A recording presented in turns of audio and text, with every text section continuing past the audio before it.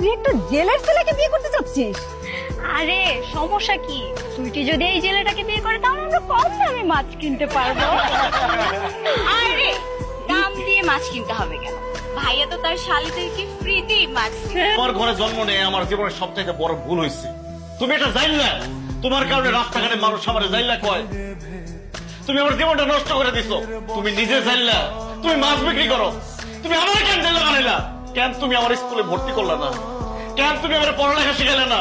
কেন নিজের মতো মূর্খ বানাইছো আমার? তুমি আজকের পর থেকে তোমার আমি বাপ বলে পরিচয় দিব না, তুমিও কারো কাছে কইবে না যে আমি তোমার সন্তান। আজকের পর থেকে তুমি আমার চিনো না, আমিও তোমার চিনি না।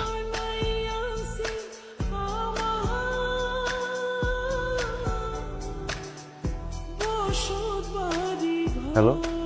হ্যালো রুইতন, হ্যাঁ কে? আমি নাসিমা। শুন, তোর আব্বাই খুব অসুস্থ, হাসপাতালে ভর্তি আছে, অবস্থা বেশি ভালো না। খালি রুইতন রুইতন কইরা ডাকতাছে। যদি সম্ভব হয় ভাই তুই তোর আব্বারে হাসপাতালে এসে দেখা যা। আচ্ছা ঠিক আছে, আমি এখন আসতেছি। কোথায় যাচ্ছ তুমি? আমার আব্বা অসুস্থ, আমার যাইতে হবে এখন। না না, তুমি কোথাও যাবো না, আমাকে বাসর ঘরে একা রেখে তুমি কোথায় যাচ্ছ? সুইটি, আমার আব্বা অসুস্থ, আমার জন্মদাতার বাপ অসুস্থ। তুমি শোনো তো আমার কথাটা। তুমি, তোমার কত বড় সাহস, বাসর ঘরে আমাকে একা ফেলে চলে গেছিলে, এখন আবার তোমার বাবাকে নিয়ে চলে আসছো। আমার আব্বাকে নিয়ে তোমাদের বাসায় আসছি কারণ তুমি আর তোমার বাবা মা এখন আমার আব্বার পা ধরে ক্ষমা চাইবে। আই বেয়াদ, কি বলো তুমি? এরকম একটা জাইল্লা ছোট লোকের পা ধরে আমরা কেন ক্ষমা চাবো? এই খবরদার, আমার আব্বাকে জাইল্লা বলবেন না। কি? আমার আব্বা জাইল্লা হোক, মুচি হোক, মেথর হোক, যা কিছু তাই হোক, উনি আমার বাবা।